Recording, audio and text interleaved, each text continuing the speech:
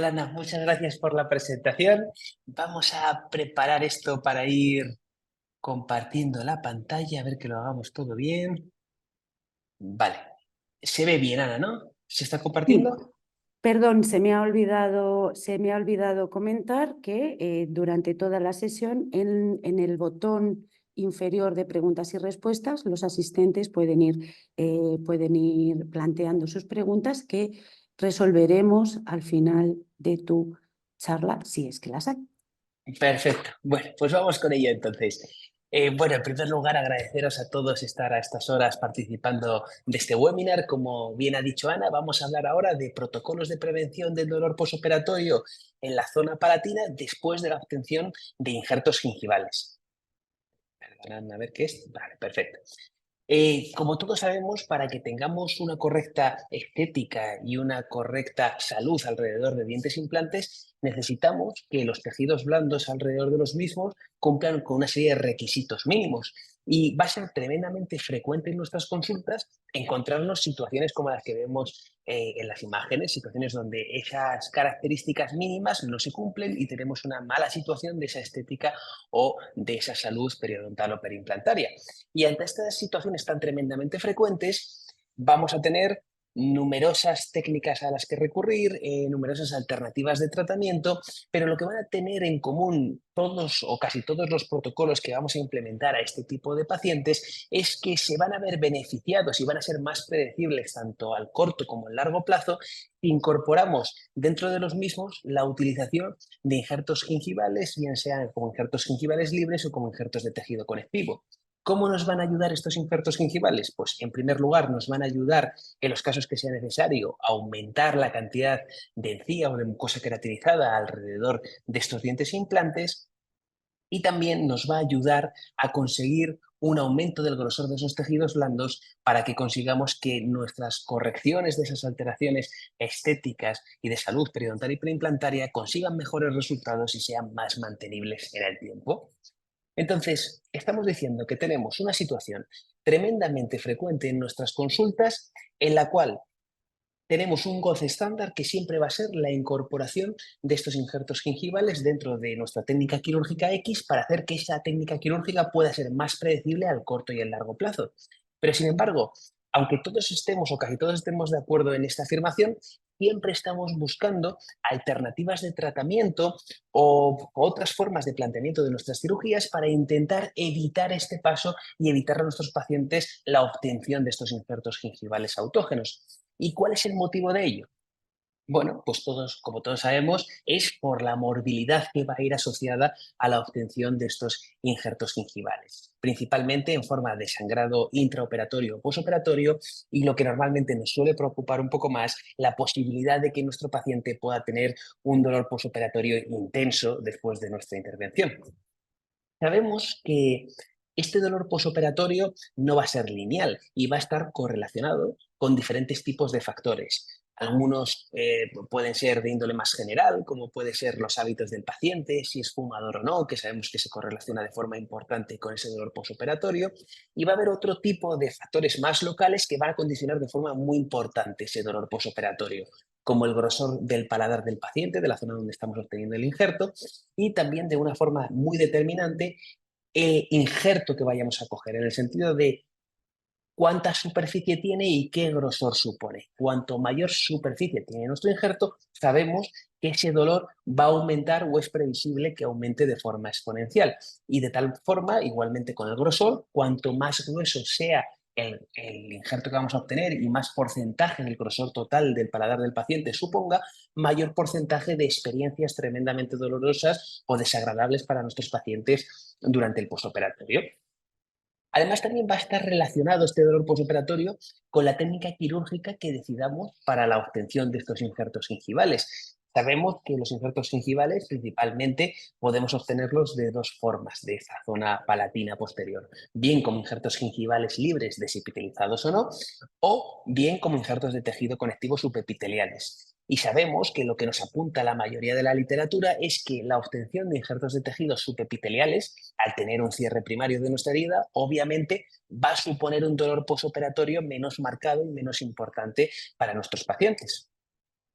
No quiero entrar demasiado en la disputa o en el debate de qué es mejor y cuándo es mejor utilizar un injerto gingival libre o un injerto de tejido conectivo subepitelial, pero lo que sí que me gustaría dejar claro en el webinar de hoy es que para mí, como para otros muchos clínicos, en un porcentaje muy elevado de mis procedimientos voy a elegir este injerto gingival libre porque, como todos sabemos, ese injerto gingival libre es un injerto que vamos a obtener de una zona más superficial del paladar de nuestro paciente, donde vamos a tener ese tejido conectivo más denso y de mayor calidad y que nos va a permitir unos resultados más favorables, en vez de ese tejido más profundo, donde tenemos ese tejido conectivo más laxo, con mayor contenido glandular y con mayor contenido de tejido graso, que podría conseguir que tengamos resultados menos satisfactorios. Entonces, vamos siempre a intentar priorizar para darle siempre ese mejor resultado al paciente, el obtener el tejido que nos vaya a aportar lo mejor para nuestro procedimiento. Y como tenemos algo que sabemos que puede cursar con una morbilidad importante y con una experiencia desagradable para nuestros pacientes durante el posoperatorio, pero que es tremendamente útil y al que tenemos que recurrir con una gran frecuencia en nuestra consulta diaria, son muchos los estudios y los protocolos que se han propuesto en la literatura para intentar conseguir que esta problemática pueda reducirse de la mayor forma posible. De tal manera que tenemos diferentes protocolos o elementos que algunos de ellos lo que buscan es intentar potenciar la biología, que intentan que el proceso de cicatrización que se está generando en esa zona donante, en esa herida que hemos generado en el paladar de nuestros pacientes, pueda cicatrizar de la forma más pronta posible y gracias a ello pueda haber una menor experiencia dolorosa por parte de nuestros pacientes. Mientras que otros protocolos y otros elementos lo que buscan es una función de protección mecánica, intentar aislar el paladar de nuestro paciente para que esa herida no se vaya a ver estimulada por ningún tipo de estímulo doloroso nociceptivo que pudiera desencadenar esa respuesta dolorosa. Y habrá algunos protocolos, como el que vamos a proponer en el día de hoy, que van a buscar estas dos funciones de forma conjunta, el potenciar la biología y el conseguir un aislamiento completo de esa herida que hemos generado en la, herida, en la zona donante de nuestro paladar para conseguir que gracias a la combinación de ambos consigamos esa reducción máxima del dolor postoperatorio.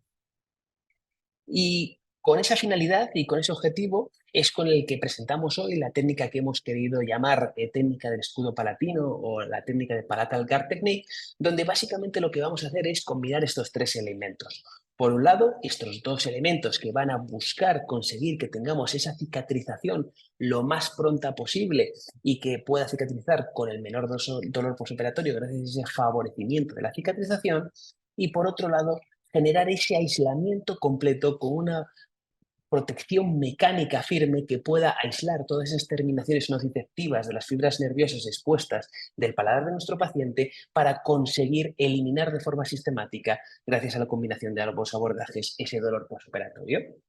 Entonces, en primer lugar, lo que vamos a hacer es intentar describir de forma muy sucinta las principales características de lo que nos aporta cada uno de estos elementos. En primer lugar, la primera capa, el primer elemento que vamos a utilizar nada más que obtenemos nuestro injerto gingival es algo con lo que estamos todos tremendamente familiarizados, que es la utilización de esponjas colágenas o de hemostásicos colágenos, que lo que nos van a ayudar es a estabilizar el coágulo que se está formando en esa zona donde hemos hecho la herida en el paladar y que gracias a esa estabilización del coágulo podamos tener un mejor y más pronto control de la hemostasia, del sangrado intraquirúrgico y que además gracias a esa estabilidad también tengamos una mayor y más rápida cicatrización de la herida que se está generando en el paladar de nuestro paciente.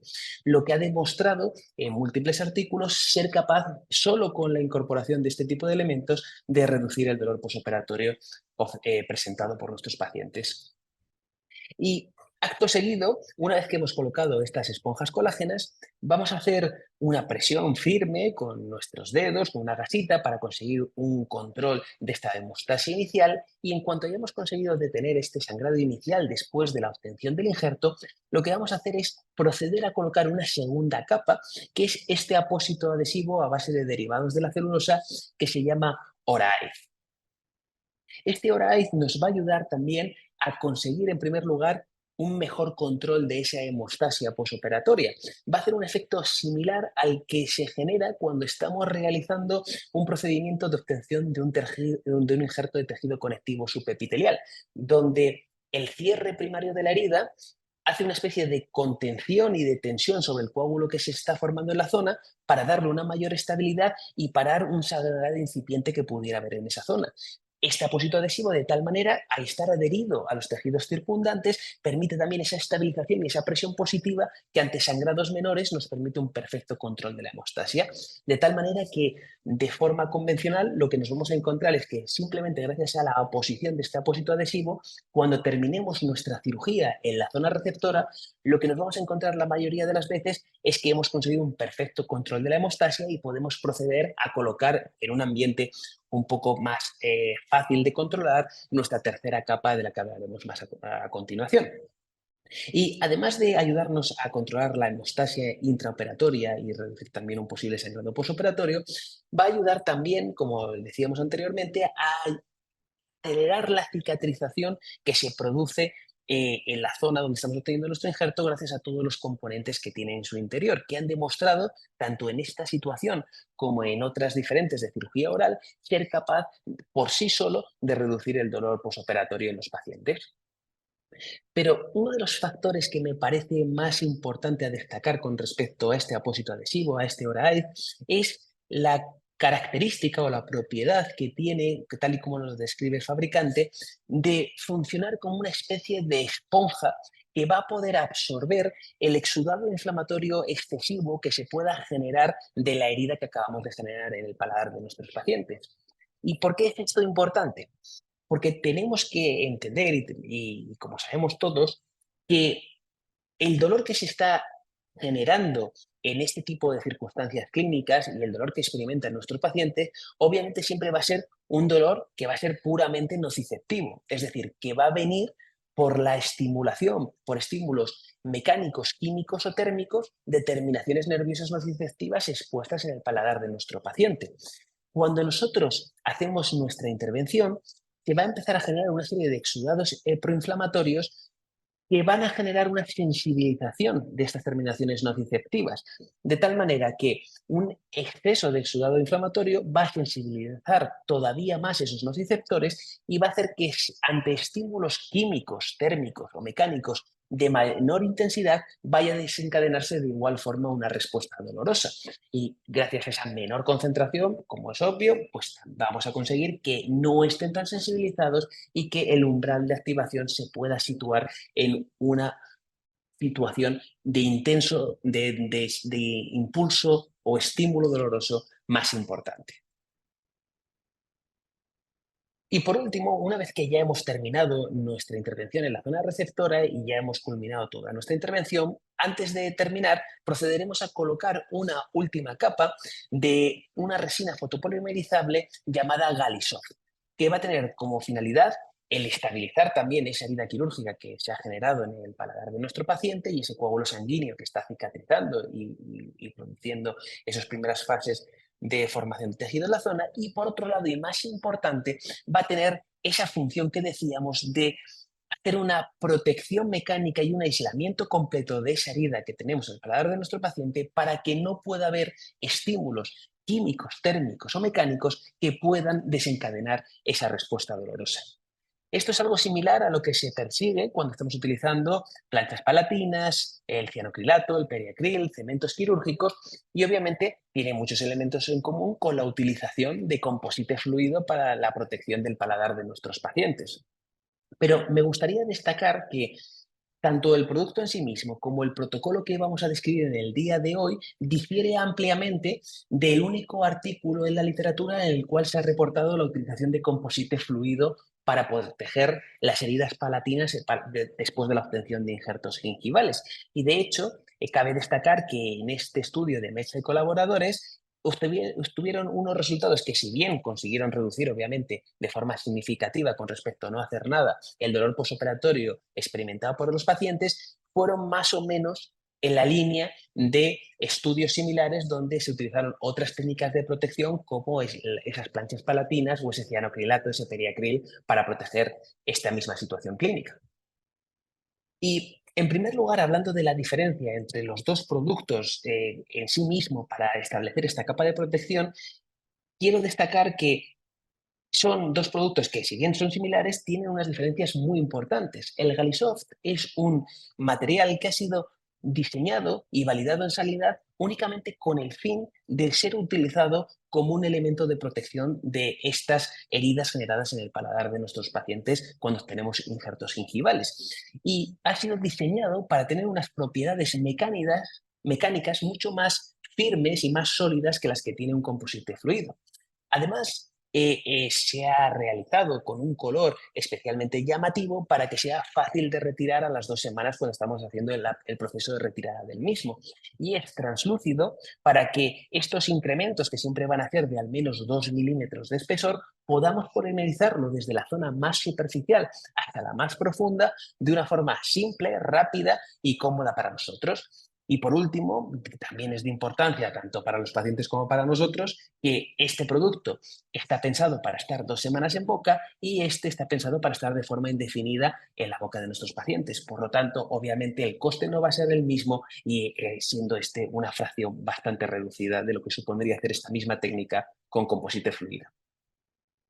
Pero, como os decía, no es solo el hecho de que estamos utilizando un elemento diferente para la protección de esta tercera capa del paladar, sino que además a nivel técnico hay diferencias muy significativas entre lo que planteamos hoy y lo que se describe en el artículo de Mesa y colaboradores. Y iremos haciendo hincapié en todos estos factores diferenciales a lo largo de esta charla.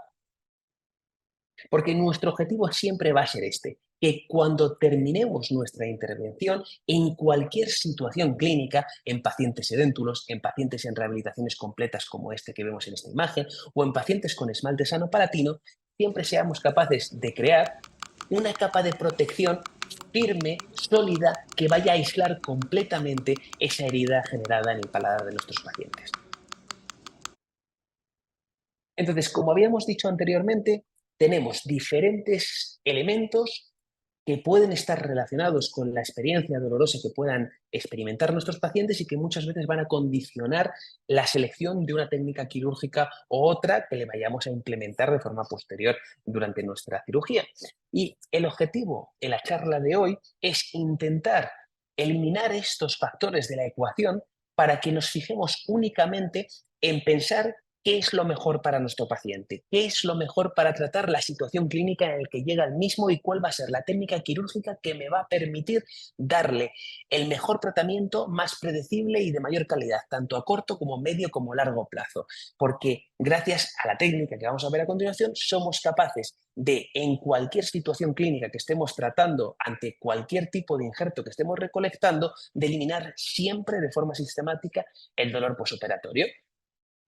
Y lo que vamos a hacer ahora a continuación es exponer una serie de casos clínicos para poder visibilizar cómo efectuamos este protocolo de protección del paladar, pero hemos querido seleccionar casos donde sería especialmente esperable una respuesta dolorosa importante después de la intervención que hemos realizado. Es decir, cuando estamos obteniendo del paladar de nuestro paciente injertos gingivales extensos, injertos gingivales gruesos o cuando hemos tenido complicaciones en la cicatrización de esa herida que hemos generado en el paladar de nuestros pacientes.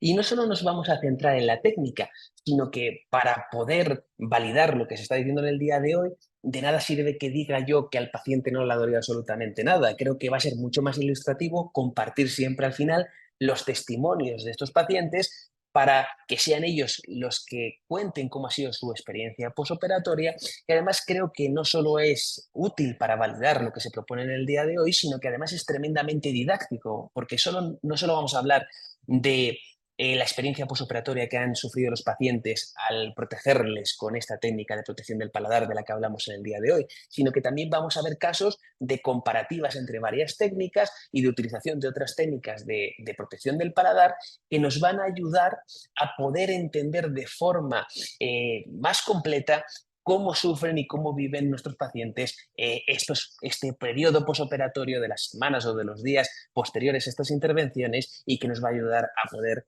ver y dar más luz a lo que comentamos en el día de hoy.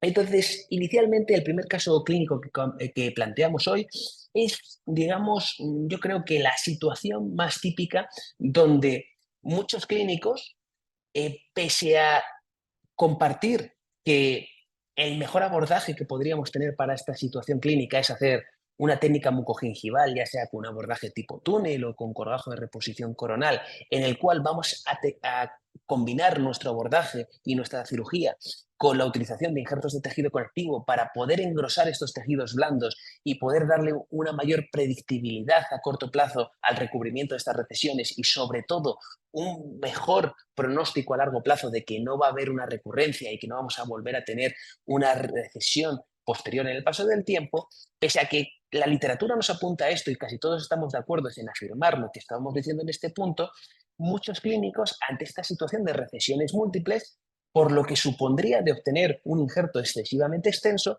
van a preferir ir o optar por otro tipo de abordajes, como la utilización de sustitutos halogénicos o sustitutos heterólogos, o a lo mejor el intentar utilizar injertos de tejido conectivo de forma específica solo en zonas donde se cree que a lo mejor podría ser más necesario en vez de una forma más generalizada, para intentar reducir esa morbilidad con el acompañamiento, a su vez, de un posible incertidumbre de un resultado menos clínicamente satisfactorio al corto y a largo plazo. Entonces, vamos a ver cómo optamos nosotros y qué técnica quirúrgica implementamos. Entonces, en este caso en concreto, lo que decidimos nosotros es optar por lo que considerábamos que era lo más clínicamente predecible para conseguir el mejor recubrimiento de estas recesiones y darle la mejor estabilidad en el largo plazo para nuestro paciente, que era la obtención de 2 injertos gingivales de extensos, tanto de la zona derecha como de la zona izquierda, que vamos no solo a recolectarlos de forma longitudinal, de una forma extensa, sino que también en sentido ápico coronal vamos a conseguir un injerto bastante ancho para que podamos luego posteriormente desdoblarlo y gracias a ello poder recubrir todas las recesiones que estamos tratando en este paciente. Entonces, inicialmente lo que vamos a hacer es obtener esos injertos gingivales, tal y como decíamos anteriormente, el primer paso va a ser siempre colocar, cuando estamos hablando de injertos gingivales extensos, vamos a optar siempre por hemostásicos colágenos, en este caso es un Liostip, en vez de unas esponjas colágenas para facilitar la técnica quirúrgica. Coloco mi hemostásico colágeno, voy a hacer una compresión local hasta conseguir parar el sangrado y acto seguido, cuando ya no tengo un sangrado profuso en esta zona, voy a colocar mis apósitos de Wright para que gracias a esa tensión que decíamos anteriormente consigamos esa hemostasia que nos permita de forma final tener un perfecto control del sangrado y poder proceder en un último tiempo quirúrgico a colocar nuestro escudo palatino en un ambiente seco donde va a ser fácil de adherirlo a la superficie palatina de los dientes. Entonces, inicialmente colocamos nuestros apósitos adhesivos, procedemos a tratar la zona receptora, en este caso optamos por realizar un colgajo de avance coronal, colocamos nuestro injerto de tejido conectivo alrededor de todos los dientes del maxilar, en la zona que consideramos más apropiada, y por último, una vez que ya hemos tratado toda la zona receptora, vamos a hacer nuestra técnica adhesiva. Siempre que tenemos esmalte palatino sano, vamos a optar por intentar hacer una técnica adhesiva de nuestro escudo palatino y vamos a unirlo por esta zona media para que siempre podamos tener la mejor estabilidad posible del mismo y garanticemos siempre que tengamos lo que veíamos en el vídeo anterior, una perfecta protección mecánica que no vaya a generar ningún tipo de estímulo sobre la zona que estamos tratando. Así es como terminamos nuestra cirugía y así es como acude el paciente 2 semanas más tarde, donde vamos a partir esta protección por la mitad, apalancamos y fácilmente en no más de minuto y medio la hemos podido retirar de una forma muy sencilla.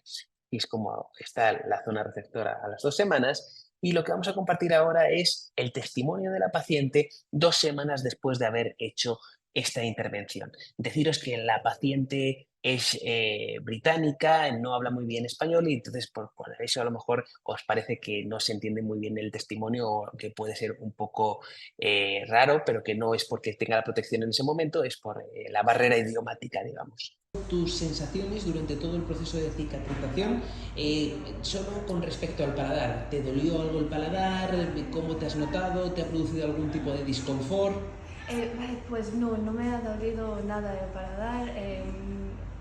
para mí no he experimentado ninguna molestia ni nada, pues no me ha dolido nada, solo al momento de hablar a lo mejor me cuesta un poco, pero eso es para Eso es que te todo choca un tipo poco con de... la lengua, un poco ahí, ¿no? Sí, solo por eso, pero casi no lo he De notado. dolor nada, ¿no? Dolor, Perfecto. nada. ¿Y has podido comer todo tipo de alimentos o ha habido algo que te molestase al comerlo?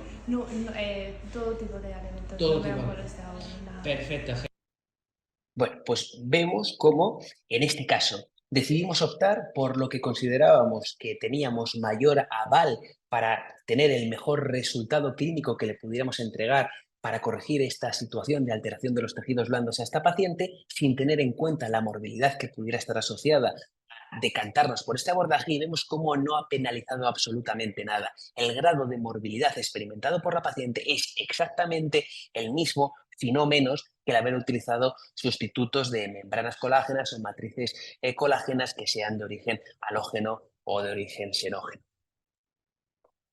Y otra situación donde también nos vemos muchas veces obligados a recurrir a la obtención de grandes injertos gingivales para poder tratar las deficiencias que se generan después de grandes procesos de regeneración es casos como los que vemos en esta imagen.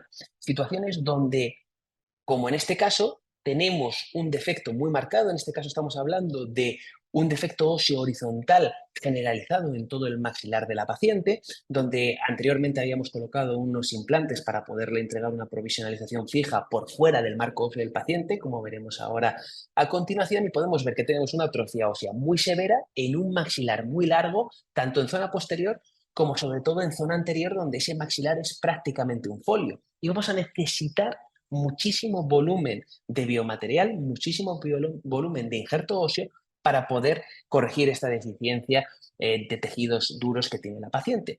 Y cuanto mayor sea la deficiencia de tejidos duros que tenemos que corregir, cuanto mayor ganancia ósea tengamos que conseguir, tenemos que ser conscientes que va a pasar siempre un peaje biológico que se va a traducir en una alteración de los tejidos blandos siempre de forma sistemática. En la parte inferior, en la mandíbula de los pacientes, normalmente suele cursar con una reducción de la cantidad de mucosa queratinizada, y en la parte superior lo que nos vamos a encontrar siempre es grandes avances de la línea mucogingival hacia palatino. Entonces vamos a ver cómo en esta situación decidimos tratar este caso y luego corregir esas deficiencias generadas en esa línea mucogingival y en esos tejidos blandos del paciente. Entonces, inicialmente, en un primer procedimiento, lo que vamos a hacer es levantar nuestro colgajo espesor total. Vemos como todos los implantes que habíamos colocado en la primera intervención tienen una amplísima descendencia ósea por vestibular. Vamos a proceder a hacer nuestra regeneración ósea, haciendo un mix de biomateriales de aloinjerto córtico esponjoso con hueso autógeno del paciente, aloinjerto córtico esponjoso Biobank. Vamos a colocar una membrana no reabsorbible de PTFE en la parte anterior y dos membranas colágenas en la parte posterior para poder conectar nuestra prótesis provisional.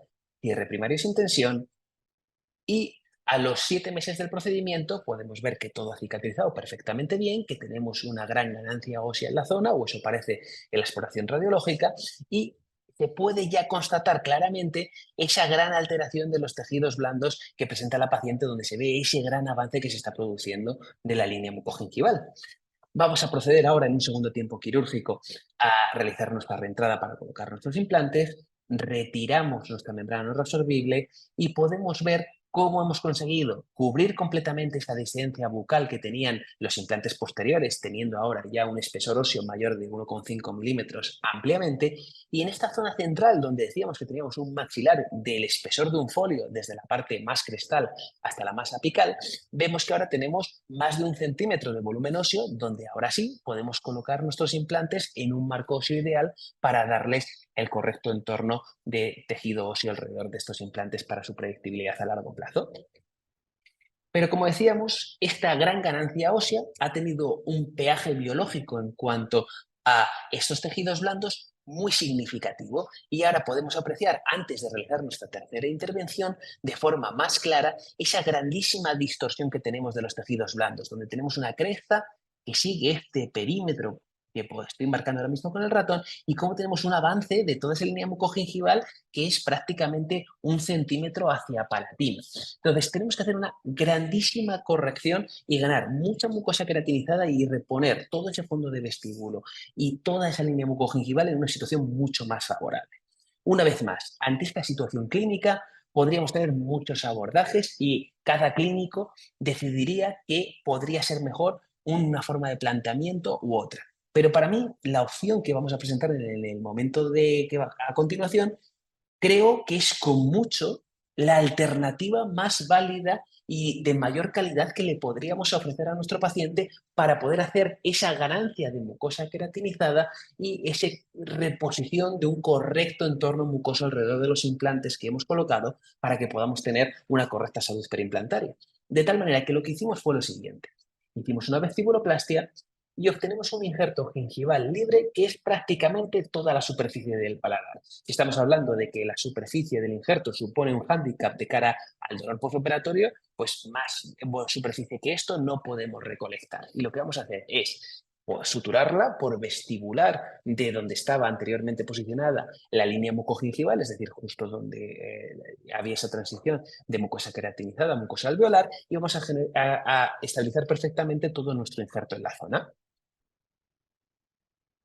Una vez que hemos obtenido el injerto, colocamos nuestro hemostásico colágeno, nuestro hemostásico Liostip y colocamos nuestros apósitos de Oraig para conseguir tener un perfecto control de la hemostasia en una situación donde podía ser previsible un sangrado posoperatorio más abundante o más difícil de controlar. Y en este caso vemos cómo, una vez terminada la intervención, reposicionamos la prótesis provisional implantosoportada que habíamos hecho para nuestro paciente y vamos a fijar nuestro escudo palatino, nuestro Galisov, a base de retenciones mecánicas en el propio provisional del paciente.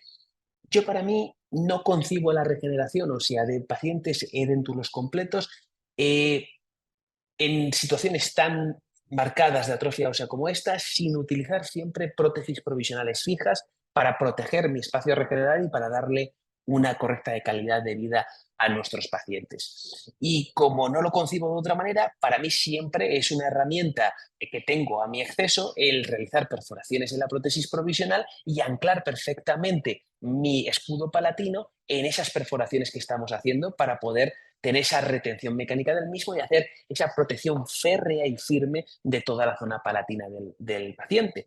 Pero para los que consideréis que para vosotros no es tan importante y que no tiene un peso claro en el éxito de regeneración ósea, deciros que ahora a continuación vamos a ver otros tipos de planteamiento de colocación de escudo palatino mediante protocolos de retención mecánica donde no necesitamos que el paciente tenga ningún tipo de prótesis provisional y podemos generar nosotros, incluso en pacientes edéntulos completos, la retención mecánica firme y estable sin ningún tipo de problema. Entonces, una vez más, vamos a compartir el testimonio de la paciente después de esta intervención, en este caso en concreto 4 días después de haber hecho la cirugía. Estamos en el 4.º día después de haberte hecho el último día una cirugía en el que te cogimos un injerto de toda la zona del paladar, de lado a lado, y te lo injertamos en toda la parte delantera del maxilar, cogiéndote todo el paladar y haciéndote pues, todo este protocolo de protección. Entonces era para preguntarte cuánto de dolor tienes de 0 a 10 después de esta intervención en el paladar. 0. 0. Pero nada. ¿No te duele nada? Nada. ¿Y en las primeras 24 horas te dolió algo? No. Nada. No. Y además he tomado alimentos y no me has cocido, ni me ha dolido, ni nada de nada. ¿Estás tomando algo para la analgesia, ibuprofeno, paracetamol, algo? Al principio. Y, pero sí, y, ya No. hoy 4.º día ya no estás tomando No. absolutamente nada. Vale, de la zona delantera donde hemos hecho el injerto y donde te hemos colocado, ¿qué tal? ¿Qué te notas? No, la hinchazón, pero tampoco me duele nada. Vale. Nada de nada. ¿Y en la zona del paladar, eso que llevas, cómo lo notas? ¿Es molesto? No, lo único que como yo tengo que hablar mucho, salivo un poquito más de la cuenta, pero nada más, pero no es molesto. Nada más, ¿no? Perfecto.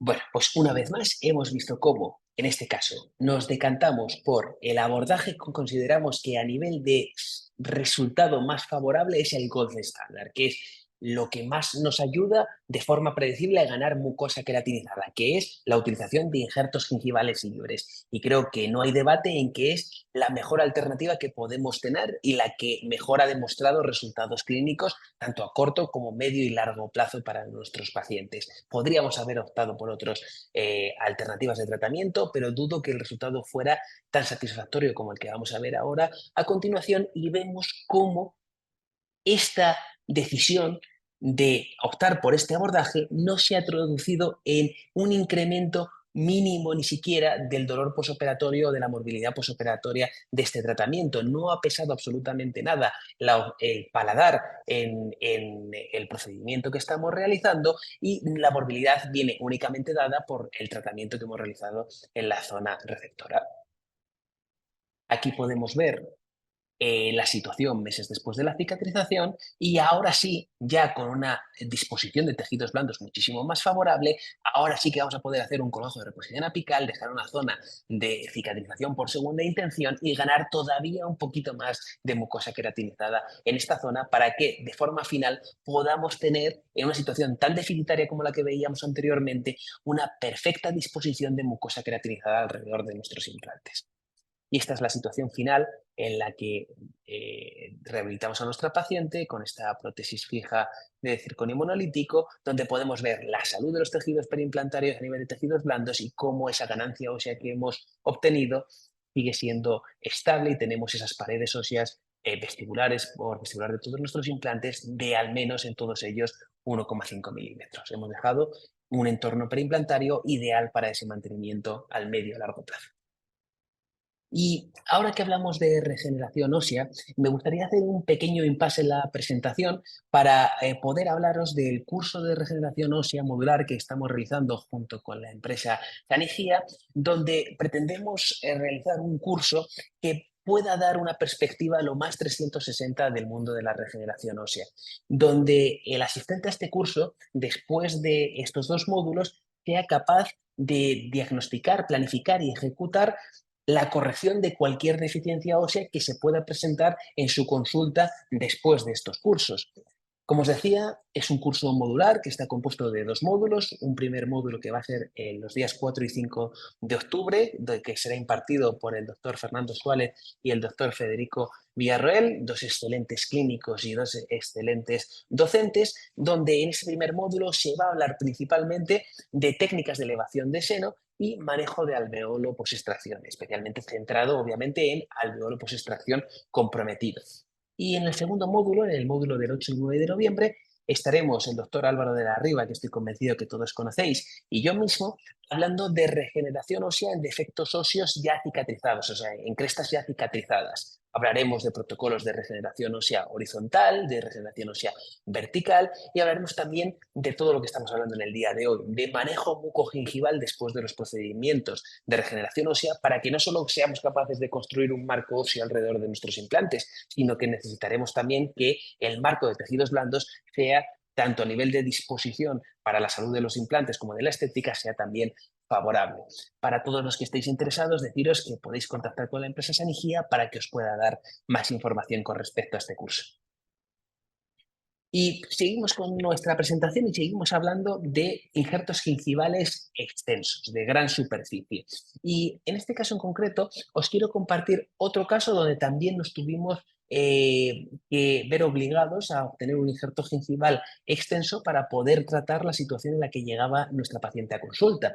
Esta paciente que veis aquí en la imagen es una paciente tremendamente joven, a la cual se le había realizado la extracción de todos los dientes maxilares, se le había colocado estos implantes en esta situación tan deplorable, y fruto de este tratamiento pues podemos ver cómo tenemos una situación al poco tiempo muy desfavorable, donde tenemos una periimplantitis instaurada en todos los implantes del paciente y con un entorno de tejidos blandos donde prácticamente todos los implantes tienen mucosa alveolar por la parte vestibular en vez de mucosa queratinizada.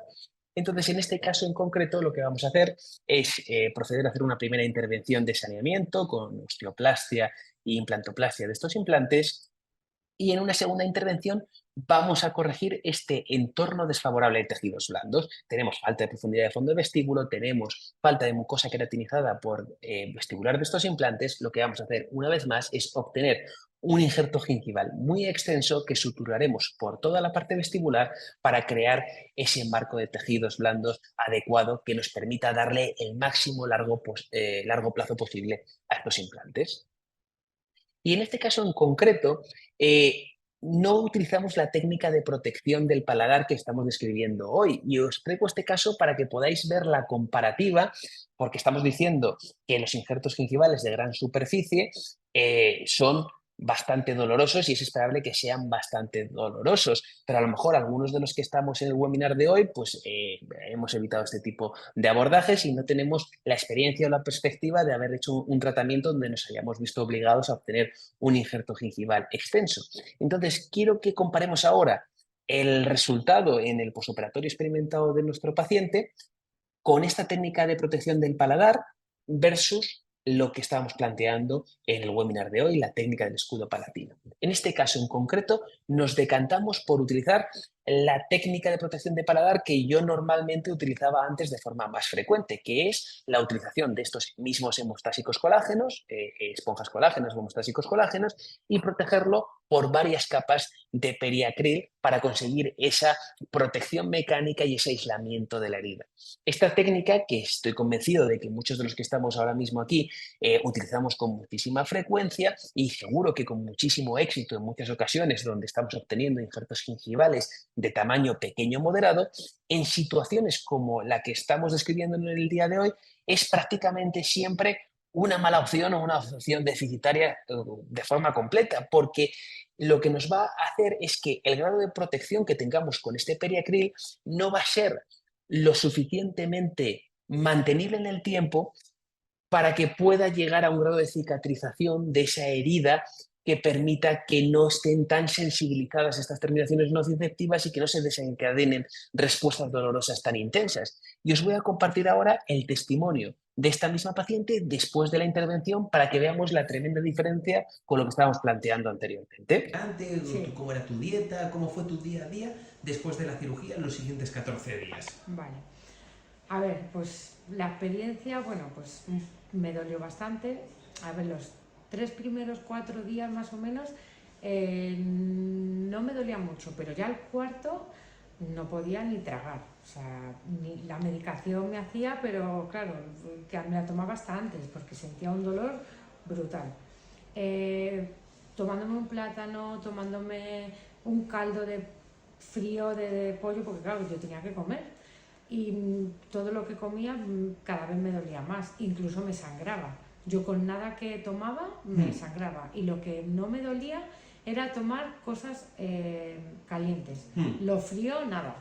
Y claro, yo vine a hablar con Sergio porque yo creía que se me había infectado la zona. Sí. Y no, es que me estaba cicatrizando. O sea, yo tenía un dolor de infección que yo no sabía, si lo pasé fatal. O sea, pero los 3 primeros días más o menos más bien. o menos bien. Luego Sí. ya, claro, me extrañó que los 3 primeros días, 4 estaba bien y Sí. el resto era como que, digo, se me ha infectado porque es que cada vez me dolía más. Y de dolor y cada vez más. Y la medicación yo me la tomaba casi a deshoras porque es que no aguantaba el dolor. Sí. O sea, que era, pues lo pasé mal. Vale. Lo pasé mal. Perfecto, pues listo, Miriam, lo tenemos. Muchas gracias. Pues como os decía anteriormente, creo que escuchar estos testimonios es tremendamente didáctico y tremendamente interesante. Hay varias cosas que me gustaría destacar de este testimonio. Uno, la grandísima diferencia que hay entre lo experimentado por esta paciente y los pacientes anteriores. Dos, algo muy típico que nos encontramos cuando protegemos el paladar de nuestros pacientes, la zona donante con periacril. De forma inicial, mientras está ese periacril protegiendo la herida, sí que tenemos ese efecto de aislamiento doloroso y el posoperatorio es favorable para nuestros pacientes, pero siempre, sobre todo en estas situaciones más demandantes, se va a desprender de forma temprana y si el grado de cicatrización de esa herida en situaciones más demandantes como esta es más inicial, lo que nos vamos a encontrar es posoperatorios tan desagradables como el que nos está refiriendo esta paciente. Y otra parte que me parece súper importante y súper interesante es destacar que, como decíamos anteriormente, El dolor nociceptivo viene precipitado por 3 estímulos: térmico, químico y mecánico. No solo el choque de la lengua le va a generar dolor a nuestros pacientes, sino que esos alimentos dulces salados, ese frío-calor, también pueden desencadenar esta reacción dolorosa.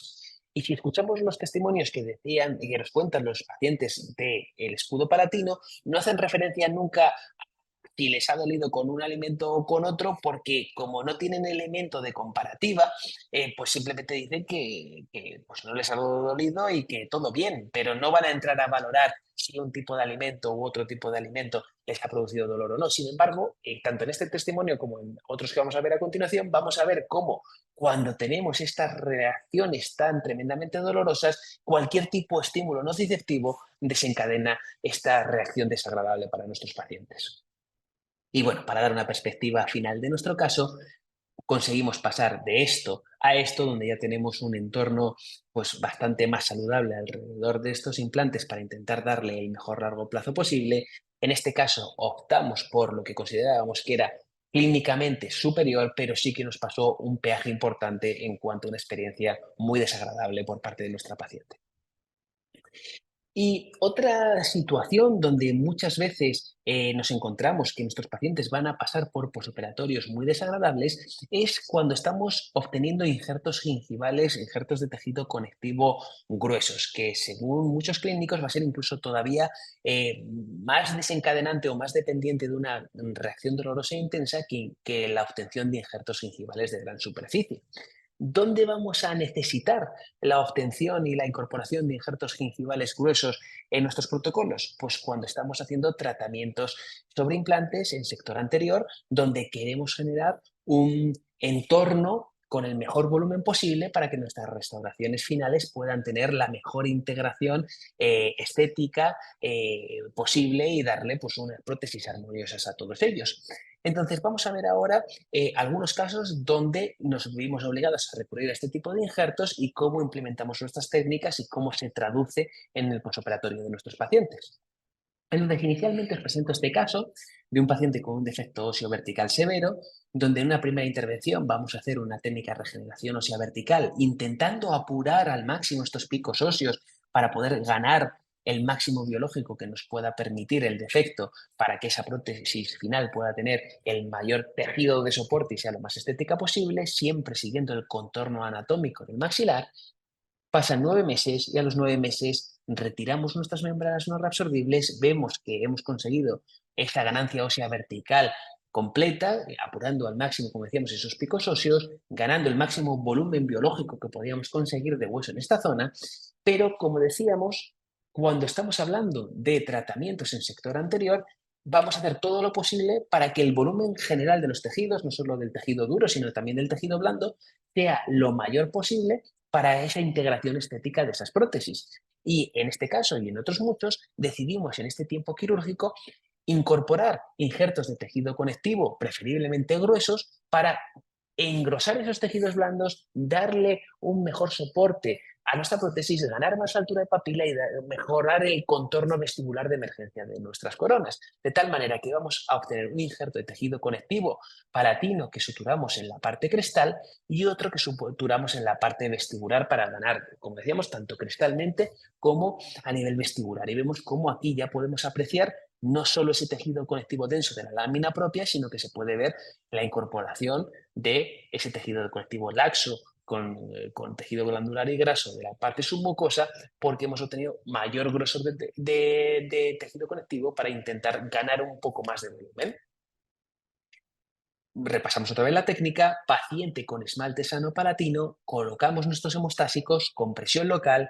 Cuando ya no hay sangrado, procedemos a colocar nuestros supósitos de Oradaid, terminamos nuestra intervención en la zona receptora y cuando hemos terminado nuestra intervención en la zona receptora, procedemos a colocar nuestra última capa de protección, nuestra capa con el Galisoft, donde lo vamos a hacer con una técnica adhesiva que estoy convencido de que todos conocemos perfectamente bien, donde lo único que vamos a hacer es grabar ese esmalte palatino, secar perfectamente bien, colocar nuestro adhesivo, polimerizamos nuestro adhesivo y procedemos en 1 o 2 incrementos como mucho a colocar nuestra resina fotopolimerizable, nuestro Galisoft en la zona. Siempre, muy importante, para priorizar esa protección mecánica firme y sólida tiene que tener al menos 2 milímetros de grosor y se debe extender ampliamente más allá de la zona donante para que en caso de que se clave mínimamente ante cualquier movimiento del paciente, cualquier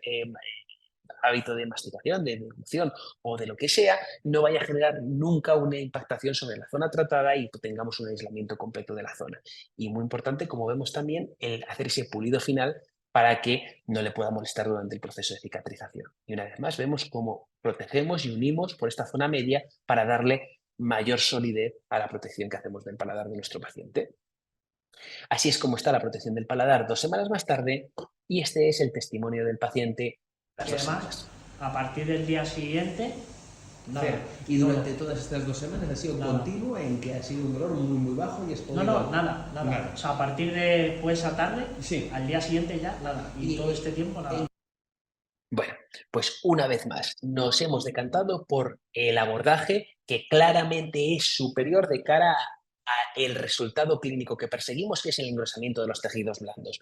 Obviamente, si esto pretendemos hacerlo con sustitutos de matrices dérmicas o matrices colágenas, es para mí muy cuestionable que el resultado de engrosamiento que vayamos a obtener, tanto a corto sobre todo como a largo plazo, sea tan favorable como el que nos permite la incorporación de estos injertos de tejido conectivo, incorporando esa lámina propia y esos tejidos más profundos. Y vemos cómo, decantándonos por la opción más clínicamente satisfactoria, no hemos pagado ningún peaje biológico, ningún peaje de morbilidad posoperatoria para nuestros pacientes y hemos conseguido combinar un posoperatorio favorable para los mismos y a la vez conseguir darle la mejor alternativa de tratamiento a nuestro paciente. Muy bien, vamos a ver ahora otro caso más de otro defecto óseo vertical en zona anterior maxilar. Vemos que tenemos aquí un defecto óseo vertical marcado en esta zona, donde inicialmente lo que vamos a hacer es una regeneración ósea vertical, una vez más con membrana no reabsorbible PTFE. En nuestra segunda intervención procedemos, habiendo ya cicatrizado todo perfectamente bien a los 9 meses, a retirar la misma y, como decíamos, sector anterior, queremos perseguir el resultado estético más favorable posible para nuestros pacientes y lo que vamos a hacer es seguir trabajando ese volumen de tejidos para incrementar, en este caso, mediante una segunda regeneración, un poco más ese volumen óseo que hemos conseguido en esa zona y lo vamos a combinar, tal y como vemos aquí, con un injerto de gingival, un injerto de tejido conectivo que vamos a suturar en esa zona crestovestibular para intentar engrosar los tejidos lo mejor posible y ganar un poquito más de volumen. En este caso en concreto, como veremos a continuación, la técnica de protección utilizada no fue el escudo palatino, sino que fue una vez más el cianocrilato, el periacril como alternativa de protección del paladar. Este es el resultado final que obtuvimos, que si bien podría ser aceptable, es francamente mejorable y le planteamos a la paciente que podríamos intentar hacer un poco más para darle un entorno más favorable a esas prótesis implantos soportadas e intentar que tuvieran una mejor integración estética. Y le propusimos realizarle un incremento de volumen de esos tejidos blandos mediante la incorporación de 2 injertos de tejido conectivo estructurados en la zona vestibular y crestal una vez más por un abordaje tipo túnel. Y en este caso en concreto, como queríamos intentar apurar esa zona donante al máximo posible para obtener injertos gingivales que nos permitiesen el mayor grosor posible incorporar a nuestro paciente y ganar mayor altura de papilas y el mejor contorno óseo, el mejor contorno de tejidos blandos por vestibular de esta prótesis, decidimos optar por la obtención de un injerto gingival libre, desepitelizado de forma intraoral, en el cual vamos a recolectar desde el epitelio hasta el hueso del paciente. Es un injerto a espesor total en ambos lados.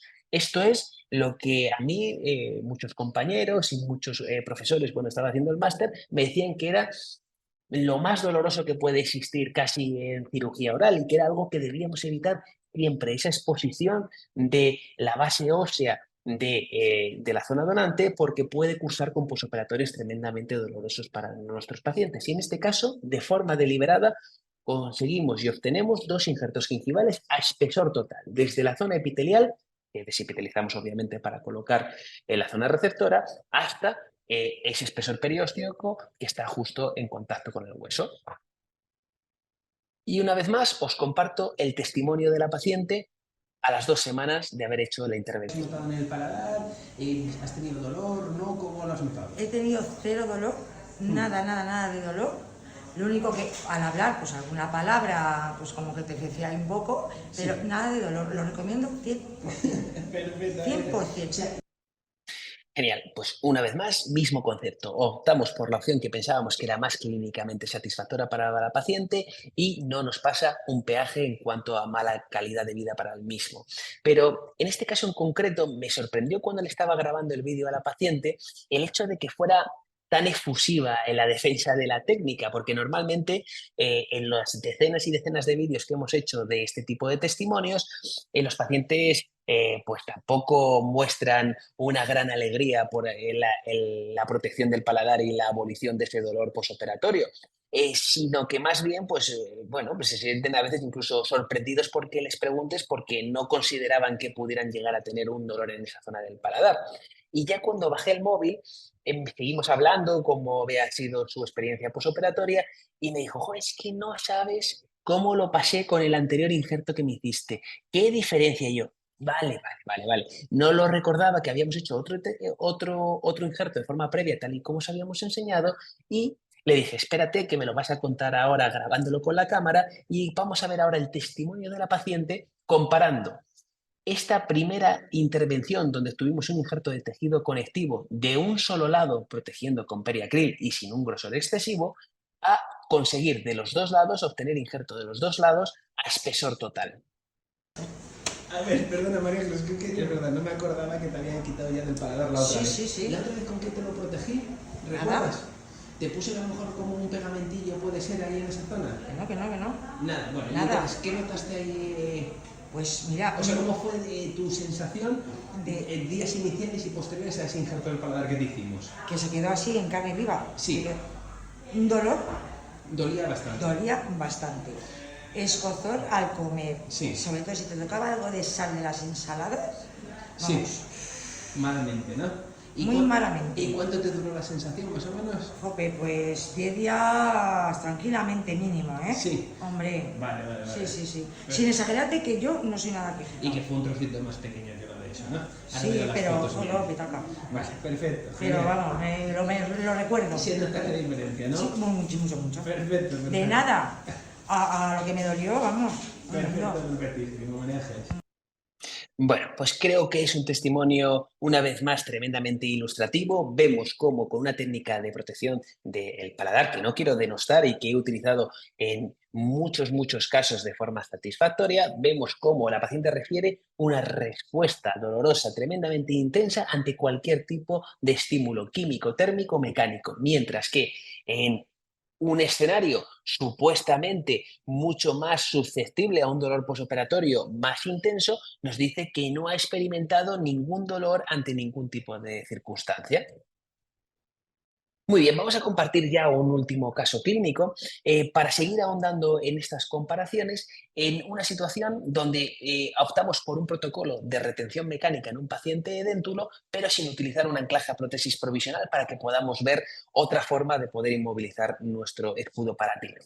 Presentamos el caso de un paciente que acude con un estado de dentición terminal en la arcada superior, tiene unos defectos periodontales y unos quistes apicales muy marcados en esta zona y vamos a proceder a una primera intervención, a hacer la extracción de todos los dientes y a colocar un total de 3 implantes para poder colocarle en esta situación tan compleja una prótesis provisional de carga inmediata para mejorar la calidad de vida del paciente.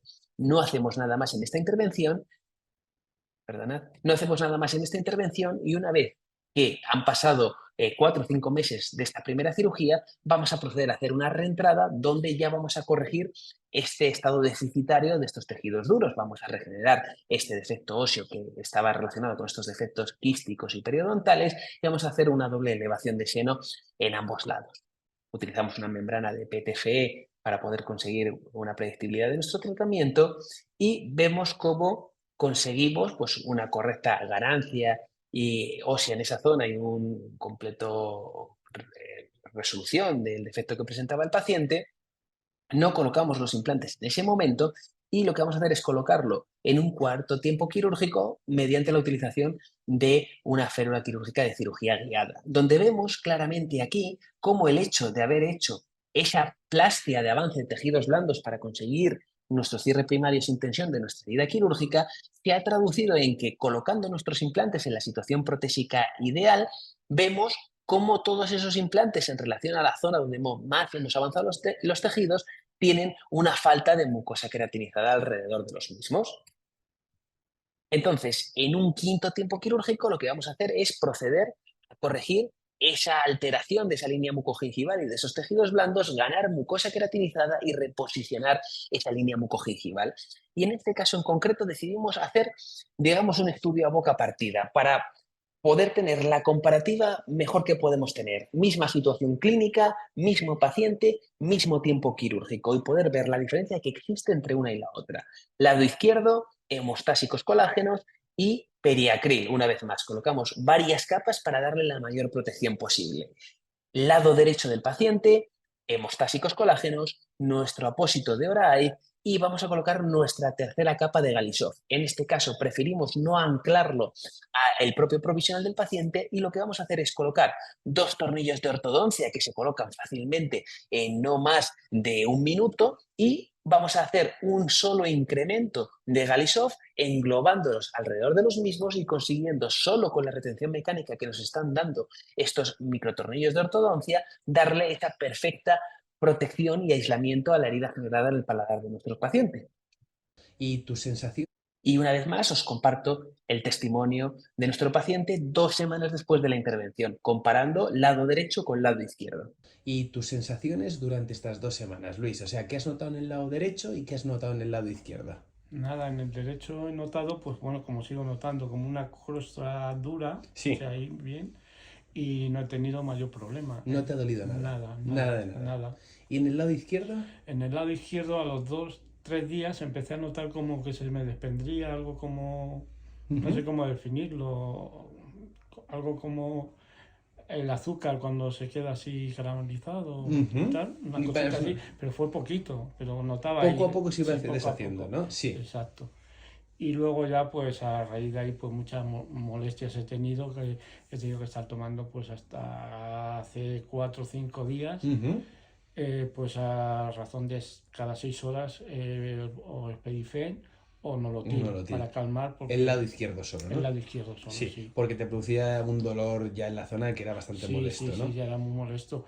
Y luego cuando he tenido que controlar muy bien el tema de temperatura, porque tanto si me pasaba de calor o de frío, pues se me despertaba eso ahí. Sí, solo en el lado izquierdo, pero en el derecho izquierdo, en el derecho nada. O sea, en los cambios de temperatura te generaban ahí molestia, ¿no? Sí, me generaba.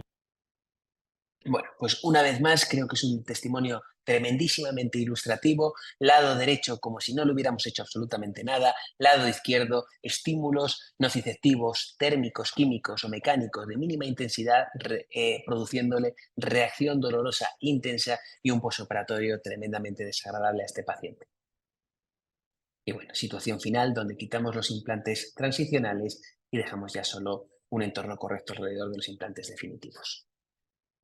Obviamente la validez de lo que se propone en el día de hoy no puede venir solo de un puñado de testimonios que son los que nos da tiempo a compartir en el webinar de hoy y es necesario para darle más empaque y más validez el poderlo complementar con el apoyo que supone claramente el método científico. Y para ello hemos realizado ya un ensayo clínico aleatorizado junto con la ayuda de la Universidad Complutense de Madrid, a la cual quiero agradecer su apoyo en este estudio y en esta iniciativa y especialmente a la doctora Rosa López Pintor y al doctor José González Serrano, donde en este estudio lo que hicimos fue seleccionar un total de 60 pacientes y dividirlos en 3 grupos. Un primer grupo donde se protegió la zona donante con una plancha palatina, un segundo grupo control donde se protegió con ese cianocrilato, con ese periacril y un grupo test que es la protección del paladar con la técnica que hemos expuesto en el día de hoy, tal y cual como la hemos expuesto. ¿Por qué seleccionamos estos 2 grupos control en vez de otras alternativas? Uno, en primer lugar, porque son las dos alternativas que creo yo que más ampliamente han sido reportadas como satisfactorias en ser útiles y ser eficaces en la reducción de ese dolor posoperatorio experimentado por los pacientes tras la obtención de injertos gingivales del paladar. Y dos, porque considero, y hemos podido contrastar, que son las dos técnicas más ampliamente utilizadas en la mayoría de las consultas. Hicimos una encuesta a un total de 211 profesionales y podemos ver cómo el 75% de los mismos refería a utilizar de forma más rutinaria como técnica de protección del paladar bien el cianocrilato, el periacril o bien la plancha de palatina como método de protección de esa zona donante de nuestros pacientes. No me quiero extender más en lo que hicimos en este estudio, ni hablar más de los datos obtenidos, porque bueno, queríamos hacer hoy un webinar que fuera lo más fresquito y ameno posible a estas horas de la noche, pero sí lo que me gustaría destacar es que estamos en proceso de publicación del mismo y que los resultados obtenidos van claramente en la línea de lo que hemos expuesto a lo largo de toda la charla de hoy, siendo superior el grupo del Galisov, del grupo del escudo palatino, en prácticamente todas las variables estudiadas en este mismo estudio. Por último, me gustaría de una forma muy breve hacer hincapié y repaso en los aspectos técnicos más importantes a tener en cuenta cuando vayamos a implementar esta técnica de protección del paladar del escudo palatino. Y tenemos que tener claro que, como hemos dicho durante toda la presentación, tenemos dos protocolos de realización de nuestro escudo palatino dependiendo de cuál va a ser la técnica en la cual vamos a fijar nuestro Galisov, nuestra resina fotopolimerizable. Vamos a tener, en caso de que tengamos esmalte palatino sano alrededor de nuestra zona denante, una actitud terapéutica preferencial que es el hacer una técnica adhesiva convencional para poder fijar y estabilizar perfectamente nuestro escudo palatino. De tal manera que lo que vamos a hacer es lo siguiente. Vamos, una vez más, colocamos en primer lugar nuestra esponja colágena. Comprimimos para perfectamente controlar esa hemostasia y que no haya nada de sangrado. Una vez que ya hemos controlado, si lo puedo parar, sí. Una vez que ya hemos parado el sangrado, colocamos nuestro ORAID. Veis que el ORAID se extiende ampliamente más allá de la zona donante. Queremos que esté adherido y fijo en mucosa palatina sana para que pueda hacer una protección más íntegra de la zona. Y una vez terminada nuestra intervención en la zona receptora, procedemos a colocar nuestra última capa, nuestra capa de Galisov, para poder hacer esa protección mecánica ideal. Grabado ácido, adhesivo,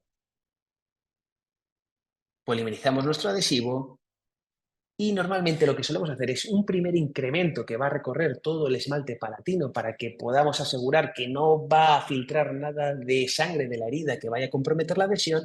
Y una vez que hemos polimerizado este primer incremento, en un segundo incremento, que siempre debe ser de al menos 2 milímetros de grosor, vamos a hacer el resto del escudo palatino, siempre extendiéndonos ampliamente más allá de los límites de la zona donante, cubriendo casi todos los casos completamente nuestro apósito adhesivo de ORAID.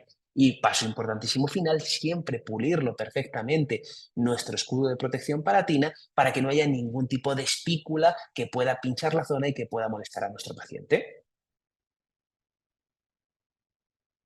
Perfecto.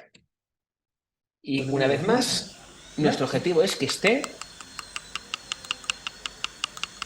tremendamente firme, sólido y que no haya ningún tipo de movilidad del mismo para que se pueda garantizar la protección del paladar desde inicio a fin a nuestros pacientes. Y por último, si no tenemos ese esmalte palatino, lo que vamos a hacer es optar por técnicas de protección del paladar donde vamos a retener nuestro escudo palatino por retención mecánica, bien por perforaciones en prótesis provisionales del paciente o bien mediante elementos que podamos tener como tornillos de osteosíntesis o los implantes circundantes que tenga el paciente. En este caso, colocamos dos tornillos de ortodoncia o pueden ser también tornillos de osteosíntesis en esta línea media y vamos a anclarnos también en este implante que teníamos en el lado izquierdo. Y esto que creo que no tiene mucha ciencia y que simplemente es que hay que recorrerlo todo perfectamente y pulirlo, y lo hacemos siempre en un solo incremento, lo que a lo mejor puede generar alguna duda es cómo lo retiramos. Y deciros que el retirado del mismo es también tremendamente sencillo. Lo único que vamos a hacer es con nuestra turbina individualizar cada uno de los elementos de retención para que los podamos retirar fácilmente. sin anestesiar al paciente. Siempre hacemos la retirada de estos tornillos de osteosíntesis o estos tornillos de ortodoncia sin anestesia para no hacerle pasar un mal rato al paciente, y no supone prácticamente ninguna molestia al paciente. Un poco puede ser un pelín molesto en algún caso, pero en la mayoría de los casos es algo perfectamente llevable, parecido a que cuando estamos apretando un poquito con nuestro perfil de emergencia los tejidos blandos al colocar una corona sobre implante. Y vemos cómo en 1 o 2 minutillos somos capaces de retirar nuestro escudo de protección de una forma simple y fácil. Y por último, me gustaría concluir la presentación de hoy haciendo una vez más la misma recapitulación y el mismo mensaje que hemos ido repitiendo de forma machacona en toda ella. Cualquier tratamiento que vayamos a implementar en nuestros pacientes, sobre todo cuando estamos hablando de situaciones límites y más complejas, siempre son tratamientos que van a estar en una escala de gris, no van a ser blanco y negro, no van a tener solo aspectos positivos o negativos, y tenemos siempre que balancear lo positivo de nuestro abordaje y lo negativo para poder decidir cuál va a ser el abordaje más correcto para implementar en nuestro paciente. Y nuestro objetivo con la técnica que presentamos en el día de hoy es intentar arrojar un poco más de luz en estas situaciones tan difíciles a veces de decidir de cuál es el abordaje más correcto para nuestros pacientes, para que siempre prioricemos los beneficios que supone buscar el resultado clínico más predecible y más satisfactorio al corto y medio plazo.